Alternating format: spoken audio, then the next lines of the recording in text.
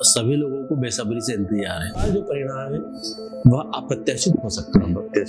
इस बार मुझे ऐसा नहीं लगता कि अपन यह कह सकते हैं कि यह परिणाम इस बार भारतीय जनता पार्टी के पक्ष में सीधे चले जाएंगे। ये चुनाव जो है वो सिंबल, पार्टी सिंबल से बढ़कर के एक प्रत्याशी वर्सेस प्रत्याशी का रहा है। ये जो इलेक्शन में कांग्रेस पार्टी फ्रंट फुट पे आके लड़ी है वो एक काबिले तारीफ मैं कहूंगा कि एक विपक्षी दल के होने के नाते उन्होंने बहुत बखूबी इस चुनाव को लड़ा। 10% का मतदान प्रतिशत गिरना कहीं ना कहीं राजनीतिक दलों के लिए चिंता है। एनवाईएस इंडिया ने लगभग 110 गांवों में लोगों से चर्चा करी और वो कुल लोगों की संख्या थी 2748 लोग।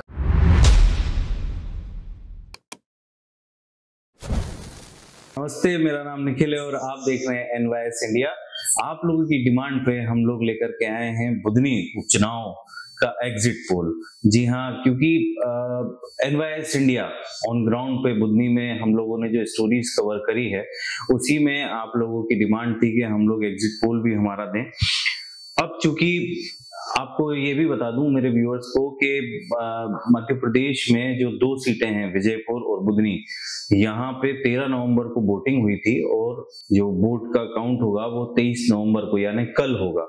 और उससे एक दिन पहले हम लोग हमारा एग्जिट पोल देना चाह रहे हैं आप लोगों की डिमांड पे। मध्य प्रदेश में जो उपचुनाव हुए हैं उसके साथ ही साथ मैं अपने दर्शकों को बता दूं कि झारखंड और महाराष्ट्र में भी चुनाव अब संपन्न हो चुके हैं और उसकी भी जो काउंटिंग होनी है और परिणाम हमें कल मिल जाएंगे। अब चूंकि हम लोग बुधनी में थे और बुधनी में हम लोगों ने पूरा इलेक्शन जो कवर किया था, एग्जिट पोल हम लोग आपको बताएंगे। इसी वीडियो पे आप बने रहिएगा। मेरे साथ आज मेरे सहयोगी इस क्षेत्र के वरिष्ठ पत्रकार श्री गजेंद्र खंडेलवाल जी मेरे साथ हैं। सर, पहले तो बहुत बहुत स्वागत है एनवाईएस इंडिया में। चूंकि बुधनी का कल काउंटिंग है 23 नवंबर को, सर इस बार जो चुनाव संपन्न हुआ है, लगभग वोटिंग के 13 नवंबर को वोटिंग हुई थी, 10 दिन का लंबा अंतराल हुआ है, उसके बाद कल हमारे सामने परिणाम आएंगे। क्या रहा पूरा इलेक्शन आपके नजर में, और इस समय जो बीच बीच में जो लोगों से आपने बात भी की होगी, तो क्या आपको लग रहा है सर? देखिए, कल मतगणना होना है और सभी लोगों को बेसब्री से इंतजार है। आम मतदाताओं को अपनी जगह पूरा इंतजार है, क्योंकि आम मतदाता तो वोट डालने के बाद बेफिक्र हो चुका है। उसने अपना वोट किसे दिया है, उसने अपना काम कर दिया है, सभी का भाग्य ईवीएम में बंद है। लेकिन सबसे ज्यादा उत्सुकता राजनीतिक दलों के कार्यकर्ताओं को है। तो प्रमुख रूप से भाजपा और कांग्रेस के जो कार्यकर्ता है, जिन्होंने जी जान से 15 दिन का समय चुनाव मैदान में रह के और अपना पूरा समय दिया, स्वाभाविक है उन लोगों को उत्सुकता होगी भी कि आखिर परिणाम किस दिशा में जाएंगे। लेकिन मेरा मानना है कि मैं शुरू से भी दर्शकों से ये चीज कह रहा हूँ कि इस बार जो परिणाम है वह अप्रत्याशित हो सकता है। अभी तक के जितने भी चुनाव हमने देखे हैं वो कहीं ना कहीं भारतीय जनता पार्टी की ओर हमेशा जाते हुए दिखे हैं जी। लेकिन इस बार मुझे ऐसा नहीं लगता कि अपन यह कह सकते हैं कि यह परिणाम इस बार भारतीय जनता पार्टी के पक्ष में सीधे चले जाएंगे जी। हो सकता है भारतीय जनता पार्टी विजय भी हो जाए या कांग्रेस भी हो जाए, लेकिन मतदाताओं का जो रुझान है वह अभी तक निकल के सामने नहीं आया है। अच्छा, पूरे चुनाव में अपना वोट डालने के बाद अभी तक मतदाताओं ने इस बात को स्पष्ट नहीं किया है कि हमने अपना मत किस दल को दिया। सर, एक चीज मुझे इस बार देखने को मिली पूरे इलेक्शन में कि सबसे पहले तो ये चुनाव जो है वो सिंबल, पार्टी सिंबल से बढ़कर के एक प्रत्याशी वर्सेस प्रत्याशी का रहा है। दूसरी बात है कि मुझे ऐसा लगता है कि बीजेपी और कांग्रेस में, जैसे अभी तक मैंने 4-5 इलेक्शन यहाँ के देखे, ये जो इलेक्शन में कांग्रेस पार्टी फ्रंट फुट पे आके लड़ी है वो एक काबिले तारीफ मैं कहूंगा कि एक विपक्षी दल के होने के नाते उन्होंने बहुत बखूबी इस चुनाव को लड़ा। क्योंकि बीजेपी ने तो बहुत अच्छा चुनाव, खैर उनका तो चुनाव लड़ने का हर बार ही मूड होता है और हमेशा ही वो इलेक्शन मूड में रहती है। दूसरी बात, मैं अपने व्यूअर्स को ये भी बता दूं कि लगभग इस विधानसभा में 263 पोलिंग बूथ हैं और ये जो विधानसभा है, अगर मध्य प्रदेश की बुधनी विधानसभा को अगर आप देखेंगे, इसका ज्योग्राफिकली अगर भौगोलिक दृष्टि से इसको देखेंगे तो ये लगभग पूर्व से पश्चिम की ओर फैली हुई है पूर्व से हम लोग चालू करते हैं, तो पूर्व से इसका मिडिल पॉइंट अगर हम लोग सलकनपुर को माने, बख्तरा से लेकर के गोपालपुर तक ये कॉन्स्टिट्यूएंसी है। बख्तरा से लेकर के मुझे ऐसा लगता है कि 120 किलोमीटर लगभग ये लंबी कॉन्स्टिट्यूएंसी है। इसमें बीच में जो मिडिल सेंटर है वो हम सलकनपुर को मान सकते हैं, जो माता विजयाचंद देवी जी का स्थान है। सलकनपुर से गोपालपुर और बख्तरा से सलकनपुर। इसमें मैं आपको हमारे व्यूअर्स को ये भी बता दूं कि लगभग जो पोलिंग बूथ्स हैं सलकनपुर तक, ये लगभग 105 पोलिंग बूथ हैं। और उसके बाद ये जो एरिया है सलकनपुर से गोपालपुर, ये काफी वास्ट भी है, क्योंकि ये नॉर्थ और साउथ पोल में भी मतलब अगर हम बोले पूर्व से पश्चिम विधानसभा होगी, उत्तर से दक्षिण की ओर भी ज्यादा फैला हुआ है सलकनपुर के बाद वाला जो हिस्सा है। इसमें लगभग 258 पोलिंग बूथ हैं, जिसमें रेहटी और नसरुल्लागंज ये सबसे बड़ी, भेरुंदा जो आज के समय में भेरुंदा ये बड़ी विधानसभा है, सॉरी तहसील है। इसमें ज्यादा लगभग 258 पोलिंग बूथ्स हैं। इसमें जो पिछली बार जो वोटिंग परसेंटेज और वोटिंग हुई थी, उसमें मैं आपको बता दूं हमारे दर्शकों को कि लगभग 17,000 वोट ये 2023 में कांग्रेस को मिले थे बुधनी से सलकनपुर तक। उसके बाद बीजेपी को जो वहां से मिले थे वो 54,679 वोट ये बीजेपी को मिले थे। इस बार लगभग कितना वोट पड़ा है सर? विधानसभा चुनाव 77.2% मतदान हुआ है। वैसे देखा जाए तो 2023 की अपेक्षाकृत लगभग 7% मतदान कम हुआ है। लेकिन इस चुनाव में एक सबसे बड़ी बात मुझे देखने को मिली, मेरे पास भी कुछ आंकड़े हैं जिसमें मैंने देखा है कि इस बार 16 केंद्र ऐसे थे जहां पर 90 से 98% मतदान हुआ है। सिर्फ 16 केंद्र ऐसे रहे केवल, जबकि 2023 के चुनाव में यदि हम देखें तो लगभग 89 केंद्र ऐसे थे जहां पर 90 से 100% मतदान हुआ था।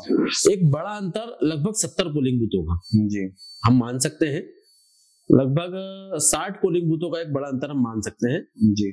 तो 60 पोलिंग बूथों के बड़े अंतर में मतदान का प्रतिशत कम होना और लगभग थोड़ा बहुत मतदान भी नहीं 10% का मतदान प्रतिशत गिरना कहीं ना कहीं राजनीतिक दलों के लिए चिंता है जी। 2023 में 80 से 89% जहां मतदान हुआ था, ऐसे 228 केंद्र थे जी। जबकि इस बार 80 से 89 मतदान केंद्रों के जो वो रहे हैं वो केंद्र 122 रहे हैं जी। 122 केंद्र हैं, 122 केंद्र हैं। और 70 से 79% मतदान 2023 में केवल 40 केंद्रों पे हुआ था, लेकिन इस बार यह आंकड़ा बढ़ के 180 केंद्रों तक जा पहुंचा। अच्छा, मतलब हम यदि माने तो मतदान प्रतिशत में कई सारे गांव ऐसे रहे हैं जहां पे संभावना थी कि 90% से अधिक मतदान होगा, लेकिन वह यहाँ पर देखने को नहीं मिला।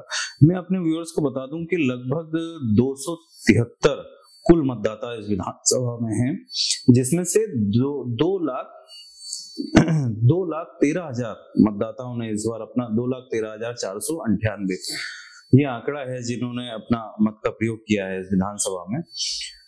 अब चूंकि एक चीज और भी है कि सर जो सर्वे हम लोग आपको बता रहे हैं, हमारा जो एग्जिट पोल आप कह लीजिए या लोगों की जो विचार हैं या जो मंशा है और जो माहौल है, उस हिसाब से अगर हम देखा जाए तो जैसे एनवाईएस इंडिया ने लगभग 110 गांवों में लोगों से चर्चा करी और वो कुल लोगों की संख्या थी 2748 लोग, जिन्होंने अपने मत का प्रयोग किस ओर किया है, जिनसे हम लोगों ने चर्चा करी है।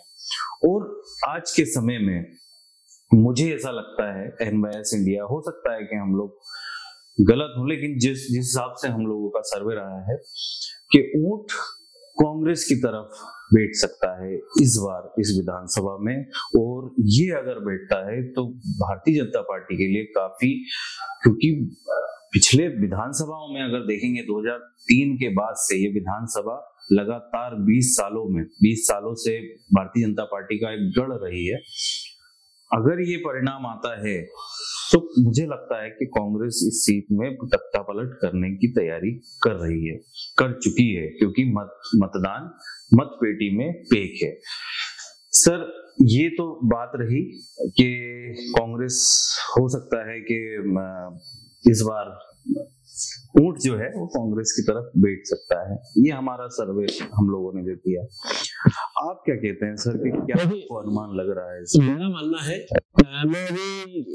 मैंने भी जिन लोगों से चर्चा की या जो भी स्थिति सामने आई है, मुझे अभी तक मुकाबला पूरी तरह नहीं दिखा है जी। मैं नहीं मानता कि अभी इस बात को कहना जल्दबाजी होगी कि भारतीय जनता पार्टी की जीत होगी या कांग्रेस की, लेकिन इस बात में भी कोई संशय नहीं है कि परिणाम किसी भी दल में जा सकते हैं। जरूरी नहीं है कि केवल भारतीय जनता पार्टी ही विजय हो, जरूरी नहीं है कि केवल कांग्रेस पार्टी विजय हो जी। लेकिन जिस हिसाब से दोनों ही दलों ने कैंपेन किया है, कांग्रेस पार्टी ने भी पूरी मजबूती के साथ चुनाव लड़ा है। 20 सालों के बाद ऐसा देखने को मिला है जब कांग्रेस के नेता और कार्यकर्ता एक ही जाजम पर हैं और उन्होंने करके मतदाताओं को अपने पक्ष में करने की कोशिश की। बिल्कुल। लेकिन फिर भी मेरा मानना है कि चुनाव किसी भी दिशा में जा सकते हैं, परिणाम जो भी हो सकते हैं वो अप्रत्याशित हो सकते हैं जी। कोई भी दल भारी हो सकता है। अभी तक की जो स्थिति है उसमें मेरी ओर से तो ये कहना संभव नहीं है कि कौन सा दल विजय तिलक करेगा। जैसा कि आप बता रहे हैं, मुझे ऐसा लगता है सर कि लगभग, क्योंकि 2,13,000 जो मतदान हुआ है उसमें जो जीत हार होनी है वो लगभग 5 से 7,000 के तकरीबन जो आंकड़ा मुझे लगता है कि वो होनी चाहिए। इसमें आपका क्या मानना है सर? देखिए, मेरा मानना है कि पिछले 2023 की जो चुनाव हुआ था, 2023 के चुनाव में पूर्व मुख्यमंत्री और वर्तमान में केंद्रीय मंत्री शिवराज सिंह जी चौहान वो लगभग 1,06,000 मतों से विजय हुए थे। भारतीय जनता पार्टी इस बात को लेकर कॉन्फिडेंट है कि 1,06,000 मतों की लीड को कवर करना स्वाभाविक है, किसी भी राजनीतिक दल के लिए बहुत बड़ी बात होगी और विशेषकर कांग्रेस के लिए इसलिए बड़ी बात है क्योंकि कांग्रेस पिछले 5 या 6 चुनाव जो रहे हैं उसमें पूरी तरह से निष्क्रिय रही जी। परिणामों की स्थिति हम देखा जाए तो पिछले चुनाव में शिवराज सिंह जी चौहान को 1,65,000 वोट मिला था जी और कांग्रेस प्रत्याशी जो थे उनको लगभग 60,000 वोट, 59,900 को वोट मिले थे। तो अंतर भी बहुत बड़ा है, यह बात हम मान सकते हैं कि अंतर भी बड़ा है। हो सकता है इस अंतर को पाटने में कांग्रेस से एड़ी से चोटी का जोर लगाया हो, लेकिन मतदाताओं ने कांग्रेस को अपना कितना साथ दिया होगा यह देखना भी वाजिब होगा। अब ये तो परिणाम शुरू हो जाएंगे और मेरा मानना है कि सुबह 10 बजे तक स्थिति चाहिए, लेकिन यदि चुनाव बहुत ज्यादा नजदीकी रहे तो फिर हो सकता है कि आम जनता को 2 से 3 बजे तक का इंतजार भी करना पड़े कि कौन विजय हुआ है और कौन नहीं हुआ है। लेकिन मैं एक चीज और कहना चाहूंगा कि इस बार के चुनाव में राजकुमार पटेल का दूसरी बार विधानसभा के लिए राष्ट्रीय तिलक होगा या रमाकांत भार्गव पहली बार चुनाव में विधायक चुने जाएंगे। बिल्कुल, ये देखना रोचक भी होगा, लेकिन फिर भी हमें कल तक तो इंतजार करना पड़ेगा, कल के बाद स्थिति क्लियर हो पाएगी। ये तो हो ही जाएगा सर, लेकिन हम लोगों का एक, क्योंकि हमारे व्यूअर्स को एग्जिट पोल और जो अनुमान हम लोगों का है वो बताना जरूरी था। दूसरी बात ये है कि सर ये तो आपने कही कि किसका राष्ट्रीय तिलक होगा, ये वाजिब भी बात है कि वो कल ही परिणाम आएंगे। ये तो हमारे आकलन है कि किस तरीके से हम लोगों ने क्या क्या आकलन किए हैं, वो अपने अपने पॉइंट ऑफ व्यू है। दूसरी बात ये कि सर कि मैं आपसे ये भी जानना चाहता था कि ये जो पूरा कैंपेन हुआ है बुधनी विधानसभा में और जो वोटिंग हुई है इसमें, जो कि लास्ट वीडियो में हम लोगों ने बात करी थी, लाडली बहनाओं का इस बार अहम रोल है इलेक्शन में भी, ये वाले बुद्धि विधानसभा में भी। लाडली बहनाओं का अगर वोट नहीं कटता है तो कहीं ना कहीं बीजेपी को फायदा होगा, लेकिन मतलब मुझे ऐसा लगता है कि वो वोट इस बार बढ़ गया है। देखिए, लाडली बहना के जहां तक सवाल है, मेरे पास जो आंकड़े हैं उसके मुताबिक लगभग 60,000 लाडली बहना बुधनी विधानसभा में मौजूद है जी। 1,14,000 महिलाओं ने मतदान किया, टोटल मतदान करना था, लेकिन इसमें से मात्र 98,000 महिला 1,08,000 मतदाता हैं पूरे बुधनी विधानसभा में, लेकिन इनमें से केवल 98,000 महिलाओं ने मतदान किया है। मेरे अनुमान से लगभग 10,800 महिलाएं ऐसी रही है जो मतदान केंद्रों तक नहीं पहुंची। रही बात लाडली बहना के वोटों की, तो इसमें एक फैक्टर ये भी काम करता है कि मेरे पास जो आंकड़े हैं उसमें भेरुंदा क्षेत्र की बात करूं तो लगभग 43,000 लाडली बहना पहले मौजूद थी, लेकिन वर्तमान में 35,000 के करीब है। 33 से 35,000 करीब में 8 से 10,000 लाडली बहनाएं कम हुई है। हो सकता है लाडली बहना का वोट बैंक बीजेपी की तरफ गया हो, लेकिन जो लाडली बहनाएं कम हुई है, जिन्होंने पहले किससे मिल गई, उसके बाद आज उन्हें यदि राशि का भुगतान नहीं हो रहा होगा तो क्या ऐसी लाडली बहनाएं बीजेपी को वोट देंगी? ये भी एक महत्वपूर्ण पहलू है। बिल्कुल बिल्कुल स्वाभाविक है कि वो और उनका परिवार भाजपा के विपक्ष में जाएगा। हमने उस समय भी ये कहा था कि लाडली बहनों ने बढ़ चढ़ के मतदान में हिस्सा लिया है, लेकिन 10,800 महिलाओं ने मतदान नहीं किया। ये कहीं ना कहीं तक हमें भी इस बारे में सोचना होगा कि आखिर महिला मतदाता मतदान करने के लिए क्यों नहीं पहुंची। 2023 के चुनाव में हमने देखा कि लाडली बहना के भरोसे ही भारतीय जनता पार्टी की सरकार मध्य प्रदेश में बनी।